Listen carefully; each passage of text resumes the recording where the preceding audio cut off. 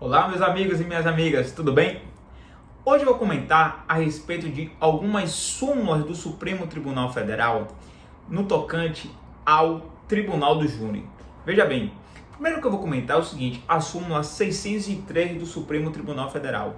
Veja, gente, o seguinte, o latrocínio, aquele roubo seguido da morte, perceba o seguinte, ele não será julgado no Tribunal do Júri, porque o Tribunal do Júri só vai julgar crimes dolosos contra a vida, consumados ou tentados. Então, homicídio, aborto, infanticídio, instigação, auxílio e induzimento ao suicídio. Então veja o seguinte, o crime de latrocínio, ele é um crime patrimonial. Então mesmo que a pessoa não tenha subtraído aquela coisa alheia, certo? Mas a intenção dele era roubar, né? Mas aí aconteceu aquela morte e mesmo assim não pegou o objeto, vamos supor, não será considerado um homicídio, em si um latrocínio. E aí o latrocínio não será julgado pelo Tribunal do Júri, beleza? Porque é um crime patrimonial e não um crime doloso contra a vida. E veja só, a gente já viu em alguns encontros que após o término da segunda fase, certo? Os jurados eles irão votar, certo? Eles irão votar através dos quesitos, certo? Então o juiz vai fazer algumas perguntas para os jurados e eles irão votar sim ou não.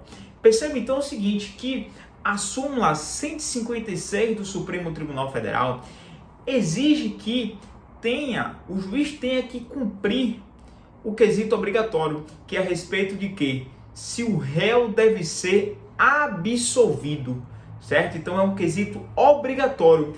E se o juiz não cumprir, não fizer essa pergunta que é obrigatória, vai resultar em uma nulidade absoluta, certo? E a nulidade absoluta, a gente sabe o quê?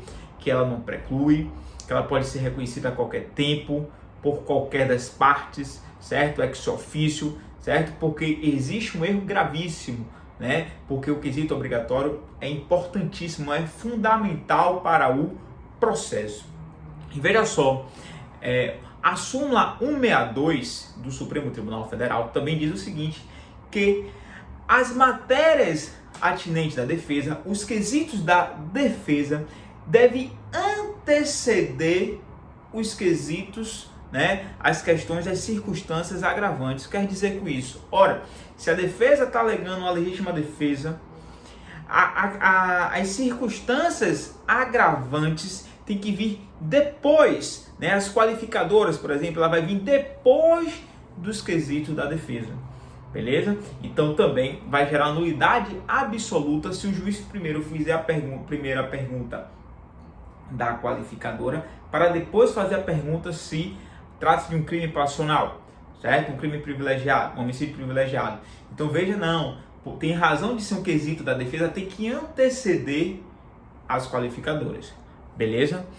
Outra também, uma súmula importante também do Supremo Tribunal Federal, é a súmula 206, dizendo o seguinte, que é nulo imagine um jurado que já participou daquele julgamento, imagine que aquele processo houve um recurso e foi anulado, e remarca aquele tribunal do júri. Ora, o jurado que funcionou como jurado naquele julgamento anterior, ele não pode funcionar no novo julgamento, beleza? Daquele mesmo processo.